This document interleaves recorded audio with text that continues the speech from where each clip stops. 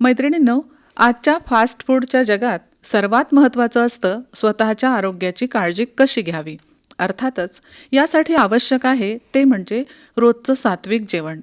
आणि हे सात्विक जेवण आपल्याला फक्त आणि फक्त घरीच मिळू शकतं. निगुतीने, चविष्ट, टापटिपीने आणि उत्तम चवीचा केलेला घरगुती स्वयंपाकाला सुगरण स्वयंपाक असं म्हणतात. मैत्रिणींनो, सुगरणीची दुसरी व्याख्या आपल्याला अशीही करता येईल की ज्या व्यक्तीच्या हाताला चव असते, जी कमीत कमी वेळेत किंवा कमीत कमी उपलब्ध साहित्यात चविष्ट पदार्थ बनवते, तिला सुगरण असं म्हणतात. मैत्रिणींनो, आज आपण बघतो की आपल्या समाजामध्ये 2 प्रकारच्या गृहिणी असतात. एक म्हणजे वर्किंग वुमन आणि दुसरी म्हणजे गृहिणी म्हटलं की लगेचच आपल्या डोळ्यासमोर चित्र उभं करणारी स्वयंपाकघरातली आपली आई किंवा आपल्या घरात असलेली स्त्री आपल्या डोळ्यासमोर येते. ही स्त्री सतत आपल्या कुटुंबासाठी वेगवेगळे पदार्थ बनवत असते आणि ती जो पदार्थ अतिशय चविष्ट प्रकारे बनवते आणि कसा झाला असं विचारलं तर कुटुंबातील सगळेजण तिचं भरभरून कौतुक करतात. तेव्हा तिला अगदी आकाश ठेंगणं असल्यासारखं वाटते. त्या गृहिणीला वाटतं की हीच कला जर इतरांपर्यंत पोहोचली तर किती छान, या आपल्या कलेला व्यवसायाचं रूप येईल. तेव्हा श्रोतेहो, असंच माझ्या समोर असलेल्या ज्या माझ्या मैत्रीण बसलेल्या आहेत त्या गृहिणींना असंच कधीतरी असं वाटलं की अशीच माझी कला माझ्या कुटुंबातील व्यक्तींपर्यंत पोहोचवली तर आहे, तीच कला इतरांपर्यंतही कशी पोहोचवावी. मैत्रिणींनो, आत्तापर्यंत आपण आपल्या महिला विश्व या कार्यक्रमामध्ये प्रत्येक क्षेत्रात स्वतःचं अस्तित्व निर्माण करणाऱ्या महिलेशी संवाद साधत असतो. मग तो शिक्षण असो, सामाजिक असो वा इतरही. चला तर मैत्रिणींनो, आज अशाच एका सुगरणीशी चर्चा करूया जिचं नाव आहे अनघा दीक्षित. मॅडम, महिला विश्व या कार्यक्रमाचे सादरकर्ते विनोद गवळी सर आणि मी जया सहस्रबुद्धे तुमचं खूप खूप स्वागत करते. नमस्कार. माझ्यासारख्या गृहिणीची दखल घेऊन आकाशवाणीने आम्हाला ही संधी दिली लोकांपर्यंत पोहोचण्याची, त्याबद्दल मी तुमचे मनापासून आभार. मॅडम, जसं मी सुरुवातीलाच तुमची ओळख करून दिली की एखादा पदार्थ आपण कुटुंबासाठी बनवतो, तोच पदार्थ आपण इतरांसाठीही बनवला तर त्याचं किती छान कौतुक होईल आणि त्याला एक व्यवसायाचं रूप येईल. तर सगळ्यात महत्त्वाचा प्रश्न म्हणजे सुगरणीज किचन या रेस्टॉरंटचा व्यवसाय करावा असा विचार तुम्हाला कसा आला? खूपच चांगला प्रश्न आहे हा. मी व्यवसाय आम्ही याच्यासाठी म्हणते की मला मदत करणाऱ्या माझ्या मैत्रिणी आहेत. मी एकटी जरी नावावर असलं माझ्या, तरीही माझ्या मागे एक भक्कम माझ्या मैत्रिणींची भिंत माझ्या पाठीशी उभी आहे. मला त्याचा कायम आधार वाटतो. बरोबर. तर त्यांच्यामुळेच आज हे सुगरणीज किचन आपलं नावारूपाला आलेला आहे. हा व्यवसाय सुरू करून 5 वर्ष झाले आणि याची कल्पना ह्याच्याकरता आली होती की कोविडच्या काळात जेव्हा दुसरी वेव्ह होती कोविडची, दुसरं लॉकडाऊन होतं, तर तेव्हा आम्ही घरी बसलेलो होतो. तर माझ्या मैत्रिणी आणि मी विचार केला की आपण किती दिवस काय करू शकतो. कारण की बाकी कुठेच काही स्कोप नव्हता. पण घरी बसून आम्ही खरोखर कंटाळलो होतो. तर मग आम्ही विचार केला की आपण कसं काय करायचं. तर मग त्याच्यातनं सुरू झालं की आपण घरी तर स्वयंपाक करतोच आहे, पण जे लोक आजारी पडतात आहे, ज्या लोकांना आज मदतीची गरज आहे, त्यांना सुद्धा आपण एक मदत देऊ शकतो. तर त्या विचारातून आम्ही एक प्लॅन तयार केला की आपण कसं सुरू करू शकतो. तर पहिले लक्षात आलं की आपण घरून सुरू करायचं का. पण पुन्हा तोच प्रश्न आला की घरी कोणाच्या, म्हणजे सगळ्या बाकीच्या घरच्या मेंबर्सला अडचण. मग माझी मैत्रीण आहे प्रांजली हरकरे, तिची एक जागा होती, तिच्या बाजूला अंगण होतं. तर तिने स्वतःहून म्हटलं की आपण तिथे सुरू करायचं का छोटंसं, की ते थोडं सेपरेट होईल. तर तिथून तिची जागा असल्यामुळे आम्ही तिथून सुरुवात केली की तिथे एक छोटंसं किचन तयार करू फक्त, आणि तिथून आपण पार्सल सुविधा देऊ लोकांना. तर सुरुवात तो पिरियडही तसाच होता कोविडचा, की कोणीच म्हणजे इतरांची मदत करणं हा खूप मोठा टास्क होता त्या पिरियडमध्ये. खूप, कारण जेवणाची लोकांना होती, कारण कुटुंब आजारी पडले होते. आणि आपल्याला आठवत असेल, सगळ्यांच्या आपल्या डोळ्यासमोर येईल की तिथे कंपाऊंड लावायचे हो, आणि ते कुटुंब अगदी वाळीत, म्हणजे हा अनुभव खूप लोकांनी घेतलेला घेतलेला आहे आहे. की आपण एकदम बंदिस्त आहोत. तेव्हा पार्सल हीच सगळ्यात महत्वाचं हे होतं की जेवण कोण बनवेल. बरोबर. कारण घरात मेड्स नव्हत्या, हेल्पला कोणी नव्हतं, काळजी घेणारं कोणी नव्हतं, हॉस्पिटल्स पूर्ण भरलेले होते. बरोबर. आणि सगळाच खूप भयंकर काळ, आपण काळातनं सुखरूप आलेलो आहोत. खरंच आहे. हे आणि तुमच्या विचारांना चालना मिळाली. अगदी मॅडम, या व्यवसायासाठी जागेची निवड खूप महत्त्वाची असते. जसं की college hostel, office area, hospitals, जिथे जाणाऱ्या येणाऱ्यांची वर्दळ जास्त असेल अशी जागा शक्यतोवर आपण निवडतो.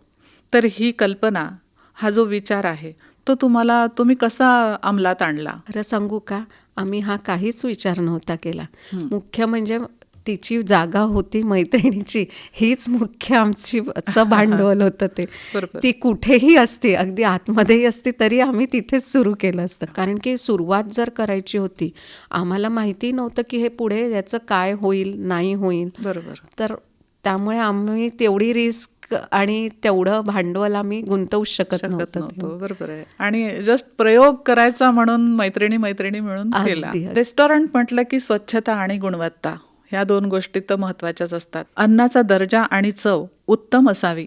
त्याचबरोबर रेस्टॉरंटची स्वच्छता असेल तरच ग्राहक पुन्हा येतात. शिळे अन्न टाळून ताज्या अन्नावर भर देणे हे अत्यंत महत्त्वाचं असतं. त्यासाठी तुम्ही कशा प्रकारचं व्यवस्थापन करता? आम्ही खरं सांगू का, आम्ही गृहिणी आहोत.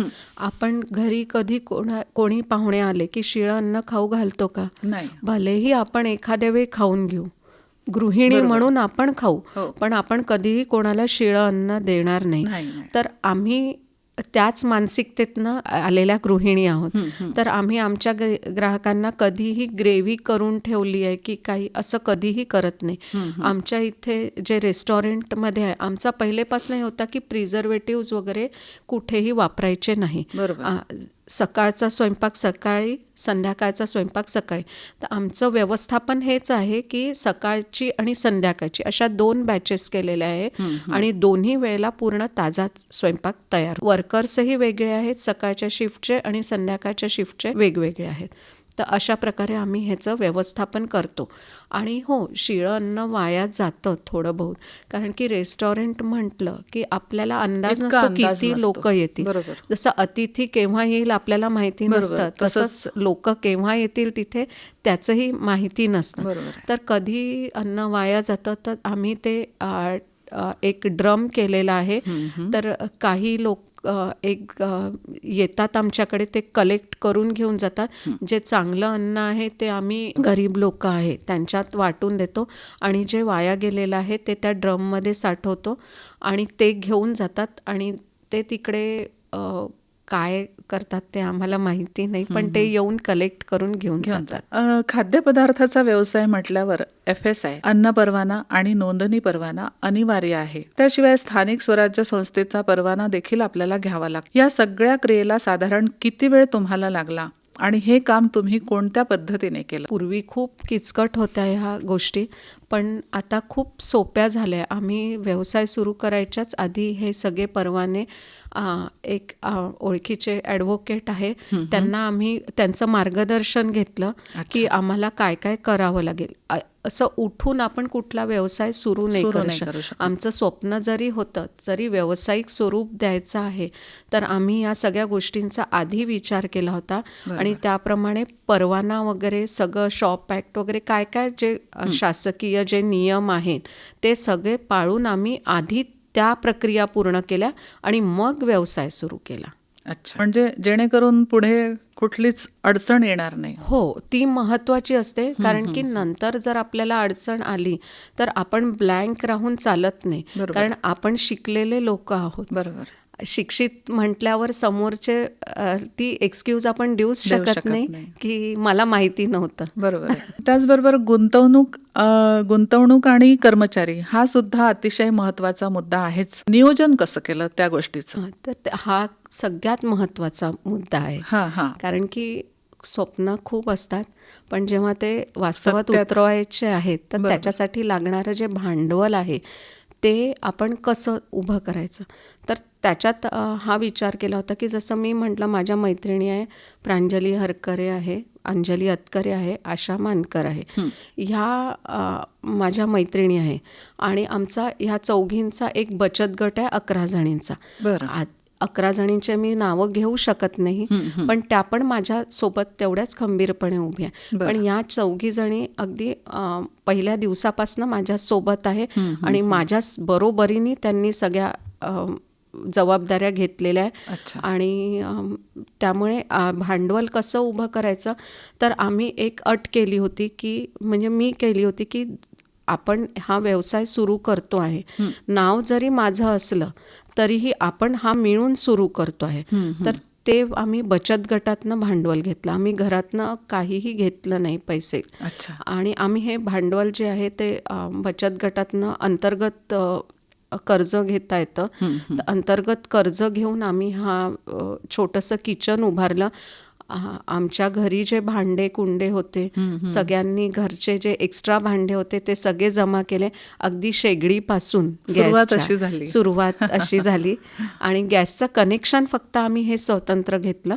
बाकी आतमधले सगळे भांडे कुंडे आम्ही घरनंच जमा केले होते. वा वा, किती छान. तुम्ही सुरुवात मला सांगितलीस, तर या सुरुवातीला सुगरणीज नाव द्यावं किंवा सुगरणीज किचन हे नाव द्यावं, ही कल्पना कोणाची? ही कल्पना माझी एक मैत्रीण आहे, मी त्यांच्या दिरांना देईल. आम्हीचा खूप चालू होतं काय नाव द्यायचं. आणि मग त्यांनी आम्हाला सुचवलं की तुम्ही सगळ्या सुगरणी आहे, येस, तर तुम्ही सगळ्या मिळून करताय, तर मग तुम्ही असं करा ना. आणि हे किचनच आमचं तेव्हा म्हटलं ना, पार्सलच होतं, तर किचनच होतं फक्त. तर तुम्ही तिथे सगळ्या मिळून करताय, तर तुम्ही त्याला नाव द्या सुगरणीज किचन. अच्छा. तेव्हापासून हे नाव आमचं. तुमचा सुरुवातीचा दिवस आणि आजचा याचं जर वर्णन करायचं असल्यास तुम्ही काय सांगाल? म्हणजेच की सगळ्याच बाबतीत, जसं उत्पन्न, ग्राहकांची आवड, सोबतच तुमच्या व्यवसायाची झालेली प्रगती, याबद्दल तुमचं काय मत आहे? सुरुवातीचा आम्ही दिवस जेव्हा आठवतो तेव्हा आम्हाला असं वाटलं होतं आपण हे सुरू करून चूक तर नाही केली ना. कारण की खूप कष्ट होते पहिले. कारण सुरुवातीपासून आम्ही कोणालाही व्यवसायात म्हणजे आम्हीच कामं करायचो सगळं. बरोबर. आणि तो पिरियड असा होता की नोकर चाकरही आपण जास्त ठेवू शकत नव्हतो, कारण कोविड असल्यामुळे. नाही, आणि कसं होतं, एक मावशी होत्या आमच्याकडे, पण सगळ्यांचे कुटुंब होते. आणि एखाद्याचंही इन्फेक्शन कोणाच्या घरात गेलं, सिनियर सिटीजन्सलाच तेव्हा खूप कठीण काळ होता. तर त्याच्यासाठी मग आम्ही खूप लोकांना इन्व्हॉल्व त्याच्यात करू शकत नव्हतो. पण त्याच्यात ते त्या होत्या भांड्याला फक्त त्या मावशी होत्या आणि बाकी मग सगळ्याच आम्ही मिळून हे सगळं करत होतो. आणि आम्ही त्यावेळेला सगळ्या प्रिकॉशन्स घेत होतो, सॅनिटायझेशन वगैरे सगळं आम्ही स्वतः पण ते सगळं फॉलो करून, तिथे मास्क लावून सगळं, म्हणजे जे काय कोविडचे रूल्स होते ते सगळे आम्ही हे करून करत होतो. आणि स्वच्छता म्हटलं तर खरं सांगू का, बायकांमध्ये थोडंसं अवगतच असते. त्यामुळे आम्ही तोच विचार केला की आपण स्त्री म्हणून जेव्हा सुरू करतो आहे तर आपण स्त्रियांनाच याच्यातनं चालना दिली पाहिजे. त्यामुळे आम्ही आतमधला जो पण आमचा स्वयंपाक करणारा पूर्ण स्टाफ आहे, अगदी 150-200 लोकांच्या भाज्या जरी तयार करायच्या असल्या त्या पण त्या महिलाच करतात. आम्ही कधीही तिथे पुरुषांना एंट्री दिलेली नाही आहे. बरोबर. नावाच आपलं सुगरणीज किचन आहे, तर त्या पण सुगरणीजच आहेत. बरोबर. तुम्ही प्रवास तर मला सांगितला मॅडम, तर आजच्या परिस्थितीत तुमच्या रेस्टॉरंटची विशेषता काय आहे? आमच्या रेस्टॉरंटची विशेषता आहे की घरच्यासारखं अन्न, स्वच्छ आणि शुद्ध, क्वालिटीच्या बाबतीत नो कॉम्प्रोमाइज, आणि मुख्य महाराष्ट्रीयन अन्न. महाराष्ट्रीय पदार्थ लोकांना फक्त वडापाव, मिसळपाव आणि सावजी, रस्सा ह्याच्या व्यतिरिक्त, तर्री पोहे ह्याच्या व्यतिरिक्त. पण खरंच सांगा, तुम्ही पण सांगा, हे आपण रोज खातो नाही का? नाही, रोजचं आपलं जेवण काय हो, म्हणू आपण, सकस आहार सात्विकच. खातो. बरोबर म्हणजे ऍक्च्युली जर आपण मग चारीठाव स्वयंपाक करतो आपण, बरोबर. आणि आपल्या मध्ये इतके पदार्थ आहे जे लोकांना माहितीच नाही माहिती आहे. नाही आहे. आपण गुजराती थाली खातो, राजस्थानी थाली खातो, पंजाबी डिशेस खातो, बरोबर. पण महाराष्ट्रीयन का नाही? तर आम्ही आमच्या याच्यात पूर्ण महाराष्ट्रीयन पदार्थ आणि विदर्भाची जी चव आहे, ज्याच्यासाठी वऱ्हाडी जेवण प्रसिद्ध आहे पूर्ण, हो. तर ती चव आम्ही इथे क्या बात. मुख्य हायलाईट केलेली आहे. खूप छान. मॅडम, जाता जाता तुम्ही आमच्या मैत्रिणींना काय सल्ला द्याल? जसं तुम्हाला सुचलं, तर याच बेसवर तुमची जी प्रगती आहे आजच्या स्थितीत, तर त्या बेसवर तुम्ही आपल्या मैत्रिणींना काय सांगाल? मी माझ्या मैत्रिणींना सांगेल की खरोखर व्यवसाय हा आपल्याला खूप ओळखही निर्माण करून देतो. एक स्वतंत्र विचारसरणीची व्यक्ती समाजात आपण जेव्हा व्यवसाय करतो, आपण खूप अनेकांना मदत करत असतो. बरोबर आहे. कारण की आपली तर प्रगती करतोच, पण आपल्यासोबत अनेक कुटुंबांना आपण वर आणत असतो. बरोबर. तर एवढी मोठी जबाबदारी घेऊन जर तुम्ही व्यवसाय सुरू करणार असाल, तर आधी सगळी पूर्वतयारी निश्चित करावी. भांडवलाची पूर्वतयारी काय आहे, आपण नेमका व्यवसाय काय करणार आहोत, पुढे आपण याचं काय करणार आहोत, याची एक रूपरेखा तुमच्या मनात ही निश्चितच हवी. बरोबर. आपण व्यवसायात काय करणार आहोत आणि मुख्य काय नाही करणार आहोत. कारण सुरुवातीला आम्ही जेव्हा हे पदार्थ ठेवले होते, तेव्हा कोविड संपल्यानंतर लोक जेव्हा रेस्टॉरंटमध्ये जेवायला यायला लागले, आम्ही छोटंसं तेव्हा जागा तोपर्यंत डेव्हलप केली होती. अच्छा. तर सुरुवातीला टीका ऐकायला मिळाली होती की हे तर घरी खातो आम्ही पदार्थ, हे काय तुम्ही म्हणजे हॉटेलसारखं नाही लागत आहे. कारण ती मानसिकता असते. बरोबर. पण त्या वेळेला सुद्धा आम्ही त्याच्यावर ठाम होतो की नाही, आम्हाला ह्या डायरेक्शननी जाणार आहे. तर आज आमच्या इथे खरं सांगते 30-35च्या वरचे सगळे लोक आमचंच हॉटेल रेस्टॉरंट प्रिफर करतात जेवणासाठी. स्टुडंट्स जे घरापासून लांब राहतात, बरोबर. तेव्हा त्यांना आपल्या घरच्या जेवणाची महत्त्व कळतं त्यांना बरोबर आहे. खरं. तर ते मुलं आमच्या इथनं हॉस्टेलवरनं, GMC आहे, बाकी कॉलेजेस जे आहेत, तर ते मुलं आमच्या इथे येतात. नंतर जे टूरवरनं वगैरे आहेत, येतात लोक की ज्यांना महिनोन महिने घरचं जेवण जेवायला मिळत नाही, बरोबर. तर ते आवर्जून आमच्या इथे भेट देतात. त्याच्यानंतर हे स्टुडंट्स जे क्लासेससाठी वगैरे इथे येतात, ते पण आमच्या इथे येऊन अगदी जेवायला म्हणजे त्यांना फार बरं वाटतं आणि त्यांना तेच वाटतं की घरच्यासारखं आईच्या मायेने जे बनवलेलं जेवण आहे ते आपल्याला जेवायला मिळतं. आणि सगळ्यात महत्त्वाचं म्हणजे सिनियर सिटिझन्सचे आम्हाला खूप आशीर्वाद मिळतात. कारण ते कधीच हॉटेलमध्ये जेवायला जात नाही कुठल्याच, पण त्यांना जेव्हा त्यांचा वाढदिवस वगैरे असतो, त्यांना जेव्हा सांगतात घरचे लोक की सुगरणीज किचनला जेवायला जायचं आहे, तर ते अगदी आनंदाने आमच्या इथे यायला तयार होतात. खरंच आहे.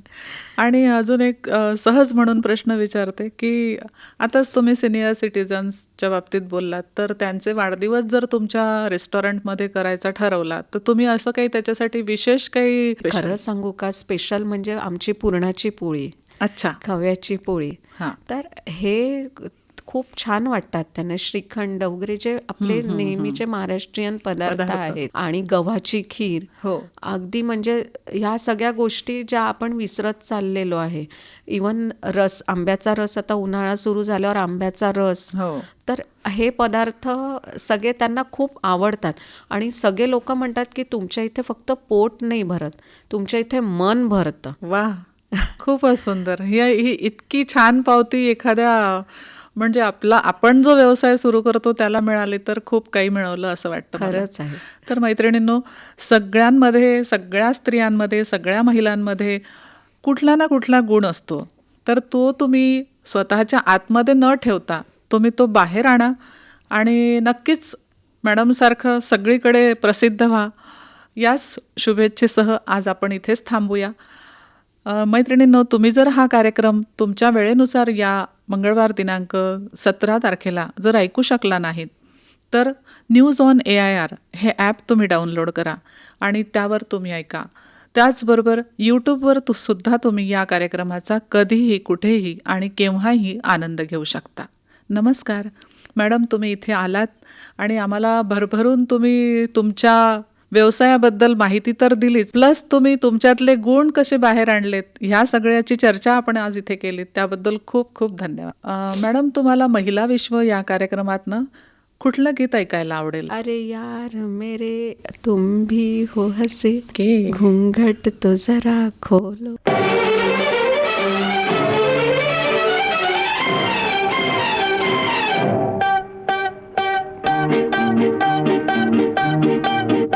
अरे यार मेरी तुम भी हो गजब घूंघट तो जरा ओढ़ो. आहा मानो कहा अब तुम हो जवां मेरी जान लड़कपन छोड़ो. जब मेरी चुनरिया मलमल की फिर क्यों न फिरूं झलकी झलकी. अरे यार मेरी तुम भी हो गजब घूंघट तो जरा ओढ़ो. आहा मानो कहा अब तुम हो जवां मेरी जान लड़कपन छोड़ो.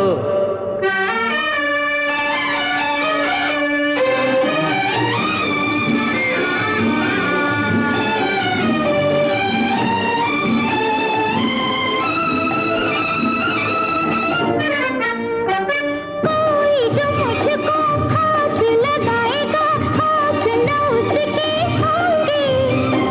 मैं तेरे मन की लाल परी उड़े मन में तेरे उड़ जाऊंगी.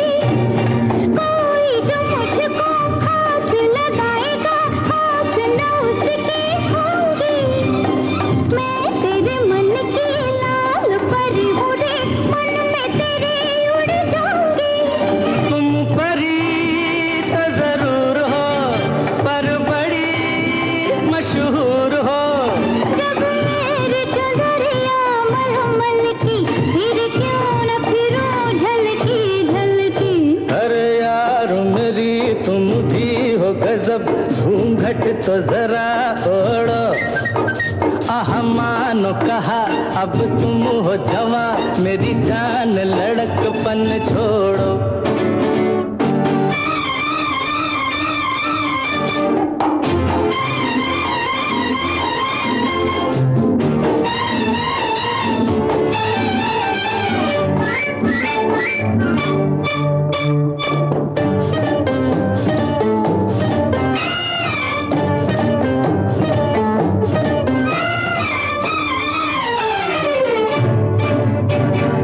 देख के तरसे लाख ये भंवरे और इन्हें तरसाऊंगी. तेरी गली की एक गली वो तेरे गले लग जाऊंगी. देख के तरसे लाख ये भंवरे और इन्हें तरसाऊंगी. तेरी गली की एक गली वो तेरे गले लग जाऊंगी. तुम कली तो जरूर हो पर बड़ी मशहूर हो. जब मेरी चुनरिया मलमल की फिर क्यों न फिरूं झलकी झलकी. अरे यार मेरी तुम भी हो गजब घूंघट तो जरा ओढ़ो. आहा मानो कहा अब तुम हो जवां मेरी जान लड़कपन छोड़ो.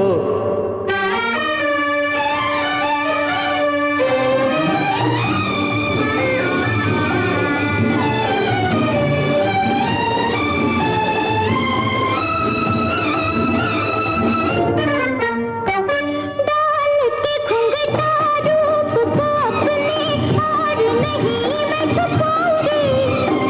सुंदर बन के तेरी बलमवा आज तुम्हें लहराऊंगी.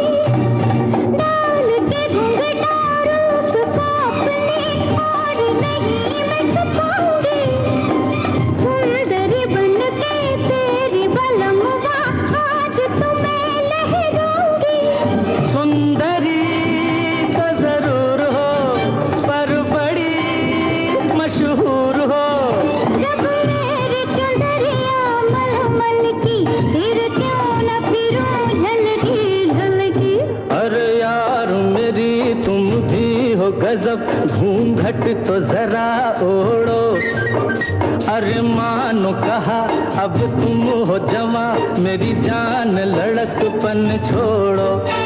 जब मेरी चुनरिया मलमल की, फिर क्यों न फिरो झलकी झलकी।